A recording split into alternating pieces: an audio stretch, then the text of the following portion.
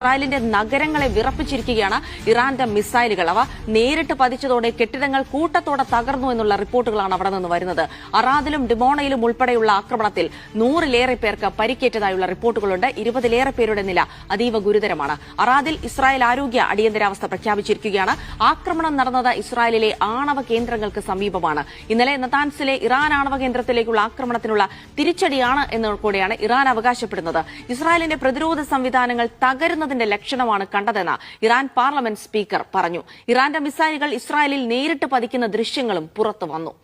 അഫ്താബ് റഹ്മാൻ തുടരുന്നുണ്ട്. അഫ്താബ്, ഈ യുദ്ധം, ഈ സംഘർഷം അധികകാലം ഇറാന് നീട്ടിക്കൊണ്ടു പോകാൻ കഴിയില്ല എന്ന് അമേരിക്കയും ഇസ്രായേലും പറഞ്ഞുകൊണ്ടിരിക്കുന്നതിനിടയിലാണ് ഇസ്രായേലിന്റെ നഗരങ്ങളെ വിറപ്പിച്ച ആക്രമണം ഇന്നലെ ഇറാന്റെ ഭാഗത്തുണ്ടായിരിക്കുന്നത്. അതിലേറെ ഗൌരവം ആണവ കേന്ദ്രങ്ങൾക്ക് സമീപമാണ് ഈ ആക്രമണം ഉണ്ടായത് എന്ന് കൂടിയാണ്. കാരണം കഴിഞ്ഞ ദിവസം സമാനമായി തന്നെ നതാൻസിലെ ആണവ കേന്ദ്രങ്ങൾക്ക് സമീപം ഇസ്രായേൽ നടത്തിയ ആക്രമണത്തിന് ഒരു പ്രതികാരം എന്നുള്ള രീതിയിലാണ്. അങ്ങനെയാണെങ്കിൽ ട്രംപോ ഇസ്രായേലോ പറയുന്നതിനപ്പുറമായി ഇറാന്റെ പ്രഹരശേഷിക്ക് ഇപ്പോഴും ഒരു കുറവും വന്നിട്ടില്ല.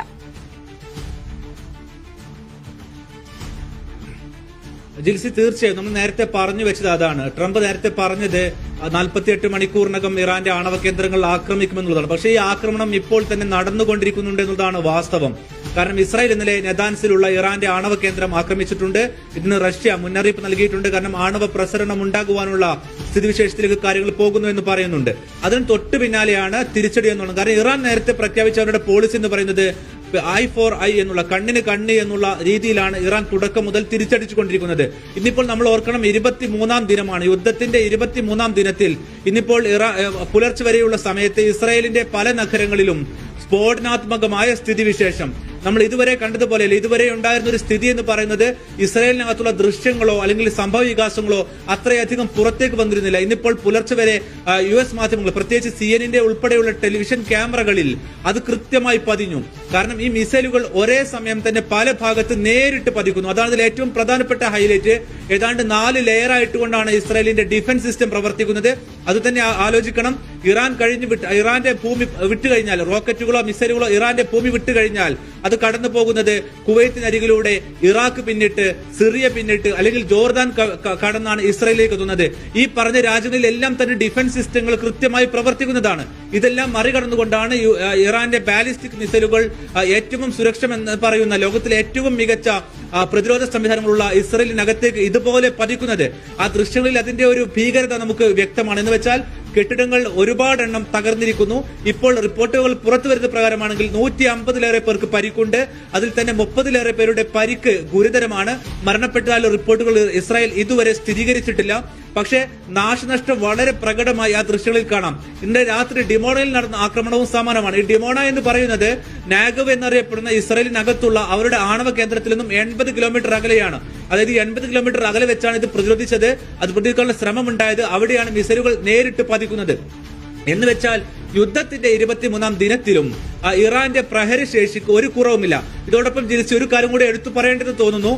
ഇന്നലെ CNN പുറത്തുവിട്ട ഒരു റിപ്പോർട്ട് പ്രകാരം നിലവിൽ ഇറാന്റെ അകത്തുള്ള, അതായത് 33 പ്രവിശ്യകളാണ്, എന്നുവെച്ചാൽ 33 സ്റ്റേറ്റുകളാണ് ഇറാൻ അകത്തുള്ളത്. ആ സ്റ്റേറ്റുകൾക്കകത്ത് എല്ലാ മിസൈൽ സിറ്റികളുണ്ട്. ഈ മിസൈൽ സിറ്റികളുടെ നിലവിലെ സ്ഥിതി എന്താണെന്ന് പറയുന്ന CNN റിപ്പോർട്ട് പുറത്തു വന്നിട്ടുണ്ട്. അതിൽ പറയുന്നത് ഈ മിസൈൽ സിറ്റികളുടെ കവാടം തകർക്കാനായി പക്ഷേ താഴേക്ക് ഏതാണ്ട് 500 മീറ്റർ താഴെയാണ് മിസൈൽ സിറ്റികൾ. അതും ഏറ്റവും ദുർഘടമായ പർവ്വത നിരക്ക് താഴെയാണ് ഇവ നിലകൊള്ളുന്നത്. അതിലേക്ക് കാര്യമായി പ്രഹരശേഷി ഉണ്ടായിട്ടില്ല എന്നാണ് പറയുന്നത്.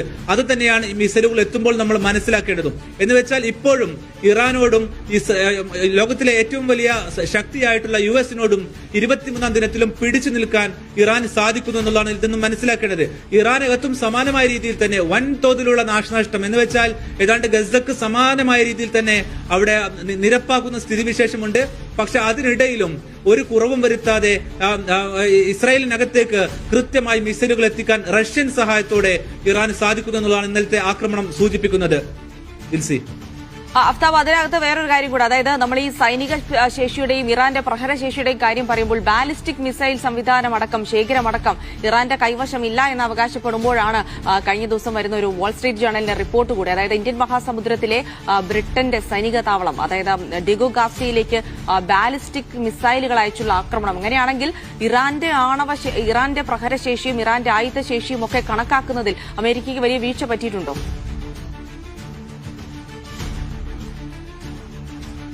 ഡീഗോ ഗ്യാസിലേക്കുള്ള ഈ ആക്രമണവുമായി ബന്ധപ്പെട്ട് ഇന്ന് പുലർച്ചെ IRGCയുടെ ഒരു പ്രതികരണം വന്നിട്ടുണ്ട്. അവർ പറയുന്നത് തങ്ങളുടെ ഭാഗത്ത് നിന്നല്ല എന്നുള്ള തരത്തിലുള്ള ഒരു വേഗമായിട്ടുള്ള എന്ന് വെച്ചാൽ ഒരു വ്യക്തതയില്ലാത്തൊരു മറുപടിയാണ് അവർ നൽകുന്നത്. പക്ഷെ ഇതിൽ മനസ്സിലാക്കേണ്ടത് ഡീഗോ ഗാർസിയ എന്ന് പറയുന്ന സ്ഥലം ഏതാണ്ട് 4000 കിലോമീറ്റർ അകലെയാണ് ഈ മേഖലയിൽ നിലനിൽക്കുന്നത്. എന്ന് വെച്ചാൽ അത്രയധികം പ്രഹരശേഷിയുള്ള മിസൈലുകൾ ഇറാനകത്ത് നിന്നും ഇപ്പോഴും പോകുന്നുണ്ട്. അത് നമ്മൾ മനസ്സിലാക്കേണ്ടത് അതിൽ പറയുന്നത് നമ്മൾ സാധാരണ ഈ ഭ്രമണപഥത്തിലേക്കും മറ്റുമെല്ലാം തന്നെ റോക്കറ്റുകൾ വിടുന്ന സമാനമായ രീതിയിൽ അത്തരം പ്ലാറ്റ്ഫോം ഉപയോഗിച്ചുകൊണ്ടാണ് ഈ ആക്രമണത്തിനുള്ള ശ്രമം, ഒരു പേടിപ്പിക്കുവാനുള്ള ശ്രമം ഇറാന്റെ ഭാഗത്തു നിന്നും ഉണ്ടായതെന്നാണ് പറയുന്നത്. അപ്പോൾ നമ്മൾ നേരത്തെ പറഞ്ഞു വന്നതും അത് തന്നെയാണ്. എന്ന് വെച്ചാൽ ഇവരുടെ ഒരു തോത്, ഇവരുടെ മിസൈൽ സിറ്റികളുടെ അവസ്ഥ എന്താണ്, അവരുടെ നിലവിലുള്ള ആയുധ ശേഖരത്തിന്റെ അളവ് എത്രയാണെന്ന് ലോകത്ത് ഒരാൾക്കും അറിയില്ല. അത് ഇറാന് മാത്രം അറിയുന്ന രഹസ്യമാണ്. അതിൽ വളരെ തന്ത്രപ്രധാനമായിക്കൊണ്ട് ഇറാനെ സഹായിച്ചുകൊണ്ടിരിക്കുന്നത് റഷ്യയാണ്. റഷ്യ ഇന്നലെ അവരുടെ ഇറാന്റെ വാർഷികാഘോഷങ്ങളുടെ ഭാഗമായി റഷ്യ പറഞ്ഞിരിക്കുന്നത് ഞങ്ങൾ ഇപ്പോഴും ഇറാന്റെ കൂടെയാണ് എന്നുള്ളതാണ്. എന്ന് വെച്ചാൽ കാസ്പിയൻ സീ എന്നറിയപ്പെടുന്ന ഇറാനകത്തുള്ള പ്രധാനപ്പെട്ട മറ്റൊരു അതിനോട് ചേർന്ന് നിൽക്കുന്ന ഒരു കടലുണ്ട്, ചെറിയ ഒരു അടഞ്ഞു നിൽക്കുന്ന ഒരു കടലുണ്ട്. ഈ കടലിൽ നിന്നും വളരെ എളുപ്പത്തിൽ റഷ്യയിൽ നിന്നും സംവിധാനങ്ങൾ എത്തിക്കുവാൻ ഇറാൻ ഇപ്പോഴും സാധിക്കുന്നുണ്ടെന്നാണ് ഏറ്റവും പ്രധാനപ്പെട്ട കാര്യം. റഷ്യയുടെ ഇന്റലിജൻസ് സംവിധാനം വളരെ കാര്യക്ഷമമായി ഇറാനെ ഈ യുദ്ധത്തിൽ സഹായിച്ചുകൊണ്ടിരിക്കുന്നതാണ്. ഇത്ര സ്പെസിഫിക് ആയി, അതായത് വളരെ പ്രിസൈസ് ആയിക്കൊണ്ട് ഓരോ സ്ഥലങ്ങളിലേക്കും ആക്രമണം എത്തിക്കുവാൻ ഇറാനെ സഹായിക്കുന്നത്. അതുകൊണ്ട് തന്നെ ഈ യുദ്ധം പണ്ട് നമ്മൾ കാണുന്നത് പോലെ ഏകപക്ഷീയമായ യുദ്ധമല്ല. ഇറാന്റെ കൂടെ ആളുകളുണ്ട്. അതിൽ തന്നെ എടുത്തു പറയേണ്ട മറ്റൊരു പ്രധാനപ്പെട്ട കാര്യം, ഈ യുദ്ധത്തിലേക്ക് ഇറാന്റെ ഭാഗത്തുള്ള എല്ലാ കക്ഷികളും ഇപ്പോഴും ഇറങ്ങിയിട്ടില്ല. അതിൽ എടുത്തു പറയേണ്ട വിഭാഗമാണ് നമ്മൾ ഗസ യുദ്ധത്തിൽ കണ്ട ഹൂത്തികൾ.